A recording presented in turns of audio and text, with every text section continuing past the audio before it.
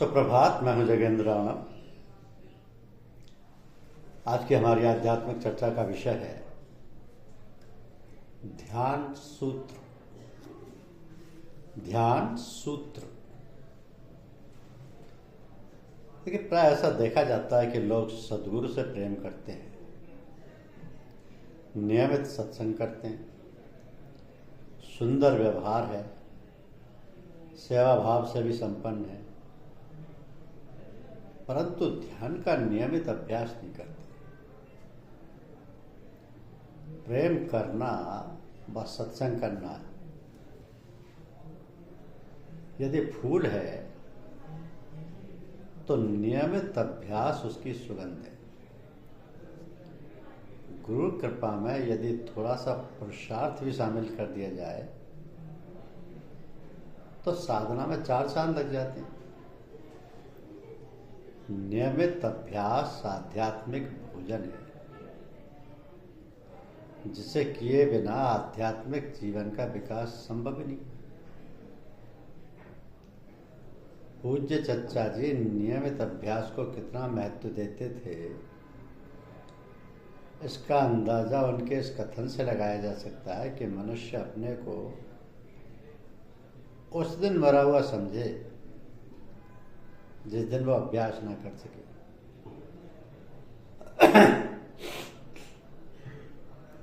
तो हमें चाहिए कि हम नियमित अभ्यास की महत्ता को समझें, उसे अपने जीवन का अभिन्न अंग बनाएं और इन ध्यान सूत्रों का पालन करें। तो अभ्यास की प्रारंभिक अवस्था में जो कठिनाई लगभग सभी साधक महसूस करते हैं, वो है मन की चंचलता। जैसे ही वे आंखें बंद करते हैं, विचारों का प्रवाह और तेज हो जाता है। ध्यान करना तो दूर रहा, विचारों के आने जाने और उनको रोकने के प्रयास में ही सारा समय निकल जाता है। इस कठिनाई के कारण कई साधक अभ्यास करना ही छोड़ देते हैं। अब साधना की इस कठिनाई का सामना सभी को करना पड़ता है, अतः दुखी होने की कोई बात ही नहीं। चंचलता मन का स्वभाव है और स्वभाव सदैव धीरे धीरे बदलता है। मन की चंचलता से दूर भागने के बजाय उसे स्वीकारना चाहिए और वो उपाय करने चाहिए जिसमें कि चंचलता का नाश हो। तो चंचलता दूर होती है, आवश्यकता है तो केवल दृढ़ संकल्प की और नियमित अभ्यास की। मुख्य बात तो यह है कि चाहे मन लगे या ना लगे, अभ्यास करना ना छोड़ा जाए। अभ्यास चाहे थोड़े समय का ही किया जाए, परंतु किया अवश्य जाए। यदि आंखें बंद करने से विचार अधिक आते हैं तो आंखें खोलकर अभ्यास किया जाए। अभ्यास आरंभ करने से पहले यदि प्रार्थना कर ली जाए तो एकाग्र होने में आसानी होती है। प्राणायाम करना भी विचारों के वेग को कम करने में लाभदायक होता है। यदि आस पड़ोस में सत्संगी रहते हैं तो सामूहिक ध्यान करने का प्रबंध करना चाहिए। तो विचारों के वेग को धीमा करने के लिए साक्षी भाव की साधना बहुत कारगर सिद्ध होती है। साक्षी भाव से तात्पर्य है कि विचारों को रोकने का कोई प्रयास किए बिना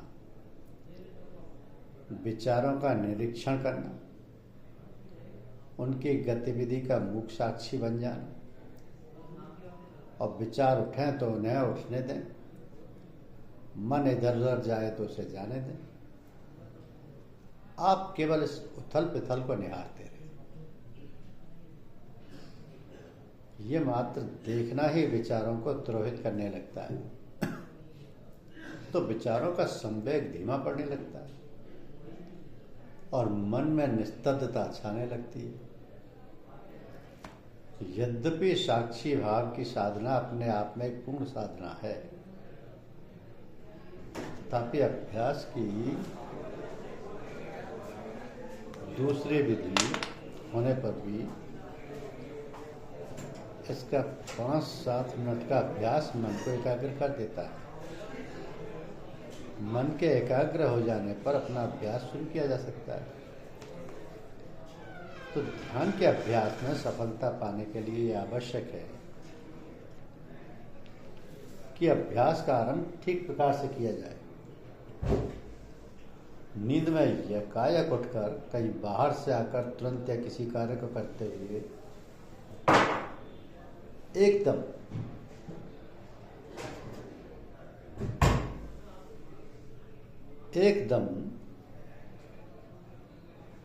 छोड़कर अभ्यास करने नहीं बैठना चाहिए।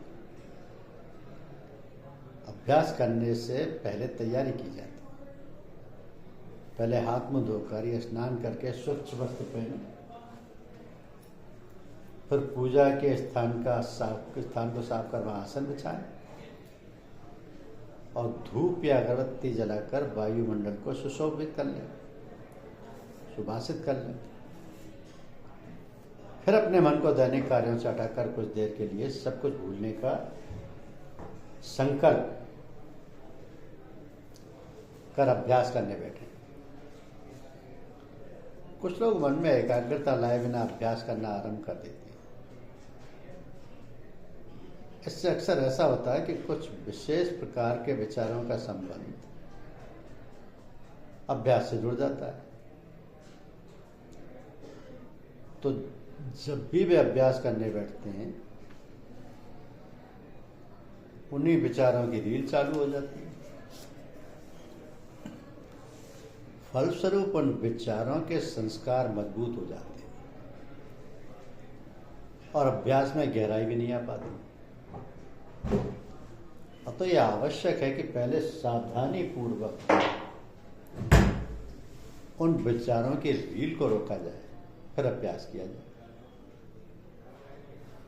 तो अभ्यास के दौरान जब मन स्थिर होने लगता है, तब अधिकतर लोग सो जाते हैं। कुछ तो खर्राटे तक भरने लगते हैं। साथ ही साथ वो इस भ्रम में रहते हैं कि वे अभ्यास कर रहे हैं। यद्यपि ये नींद काफी गहरी व ताजगी देने वाली होती है, परंतु इसका कोई आध्यात्मिक महत्व नहीं है। नींद को अभ्यास का अंग नहीं माना जा सकता। नींद एक बाधा है, मन की एक कमजोरी है, जिसे दूर करना बहुत जरूरी है। तो अभ्यास के दौरान प्रत्येक क्षण जागरूक रहने का प्रयास करना चाहिए। नींद के आक्रमण के प्रति बराबर सावधान रहना चाहिए। जैसे ही नींद का झोंका आए, इच्छा शक्ति से उसे पीछे धकेल दो। यदि बस ना चले तो आंखें खोलकर अभ्यास करें, परंतु नींद के वशीभूत ना हो। अभ्यास का समापन भी बहुत ही सावधानी से करना चाहिए। अभ्यास से जो आंतरिक स्थिति उदय होती है, उसको स्थायी बनाने में चेतना की सहज स्वाभाविक अवस्था में उतारने के लिए अभ्यास का समापन मुख्य भूमिका अदा करता है। अभ्यास के समाप्त होने के 5-10 मिनट तक शांतिपूर्वक उसी आसन में बैठे रहना चाहिए। तब ना तो हाथ पैर हिलाने चाहिए और ना अंगड़ाई लेने चाहिए।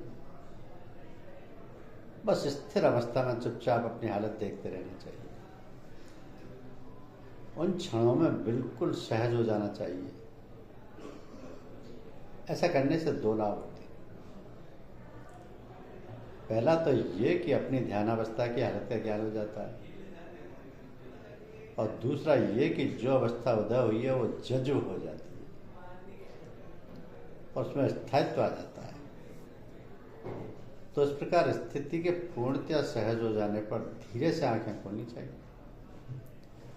आंखें खोलने के बाद भी तुरंत बोलना या किसी कार्य में व्यस्त नहीं होना चाहिए। सर्वोत्तम तो योगा के उस समय स्वाध्याय किया जाए। गीता, रामचरितमानस या पीयूष वाणी जैसी सरल व सुबोध पुस्तकों का अध्ययन तब किया जा सकता है। अभ्यास कितनी देर तक किया जाए, इस प्रश्न का उत्तर सभी को स्वयं खोजना पड़ता है, क्योंकि अभ्यास का समय मनुष्य के स्वास्थ्य, व्यस्तता व एकाग्रता पर निर्भर करता है। पहले 15 मिनट से शुरुआत की जा सकती है, फिर धीरे धीरे जैसे जैसे एकाग्रता बढ़ने लगे, अभ्यास में मन लगने लगे, उसे 5-5 मिनट करके बढ़ाते जाना चाहिए। अभ्यास उतनी देर तक किया जाना चाहिए जितनी देर तक सरलता व सहजता से किया जा सके। जोर जबरदस्ती नहीं करनी चाहिए, उससे फायदे के बदले नुकसान होता है। पूरा मन से किया गया थोड़े समय का अभ्यास बेमन से किए गए अधिक समय के अभ्यास से अधिक लाभदायक होता है। तो अभ्यास में नियमितता बहुत जरूरी है और समय की पाबंदी।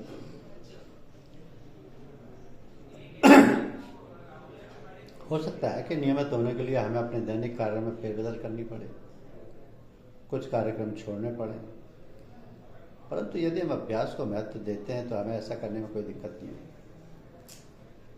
थोड़ी लगन से तथा समझबूझ से परिस्थितियों को अपने अनुकूल बनाया जा सकता है। अभ्यास में प्रगति होने पर अभ्यास को अधिक समय देना चाहिए। यदि स्वास्थ्य व सांसारिक जिम्मेदारियां इजाजत दें तो सर्वोत्तम तो योगा के प्रातः 4 से 6 बजे तक तथा शाम को सूर्यास्त के समय 1 घंटा अभ्यास किया जाए। इसके अलावा छुट्टी के दिन 4-5 घंटे का एक साथ अभ्यास करें। अभ्यास में गहराई लाने के लिए तथा आत्मानुभूति के समुचित विकास के लिए लंबा ध्यान करना आवश्यक है।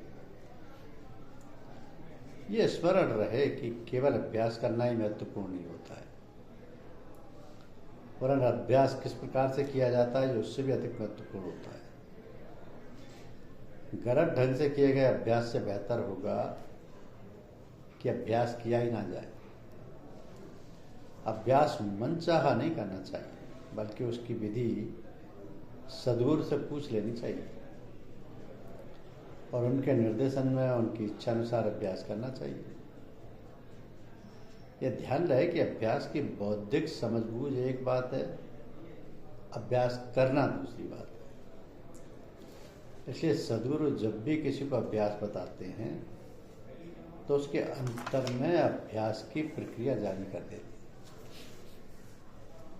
कई बार तो ऐसा होता है कि बिना पूछे ही प्रक्रिया जारी हो जाती है, परंतु फिर भी पूछना बेहतर रहता है। हाँ, पूछा तभी जाए जब सच्ची लगन हो और नियमितता निभाने का संकल्प।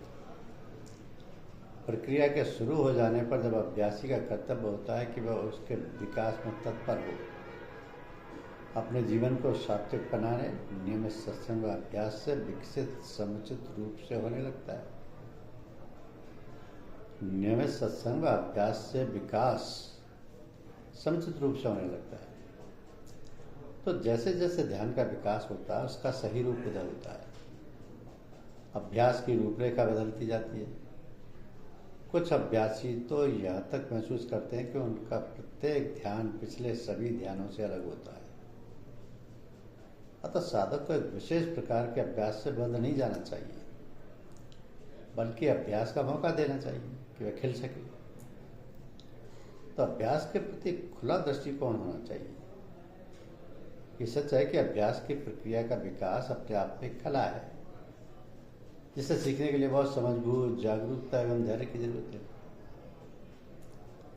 कठिनाइयाँ आती हैं, भूलें होती हैं, चोटें लगती हैं, परंतु यदि साधक की सच्ची लगन होती है तो अंततः वो विजयी हो ही जाता है। तो अभ्यासी को समय समय पर अपनी आंतरिक अवस्था को सद्गुरु को बताते रहना चाहिए। अभ्यास के करने में जो मानसिक कठिनाइयाँ आती हैं, जो पारिवारिक प्रतिकूलताएं सामने आती हैं, उनको बताने में झिझकना नहीं चाहिए और उनकी राय के अनुसार कार्य करना चाहिए।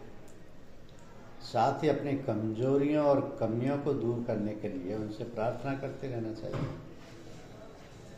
ऐसा करने से सद्गुरु को अभ्यासी की लगन पर भरोसा हो जाता है और उसका विशेष ख्याल रखते हैं।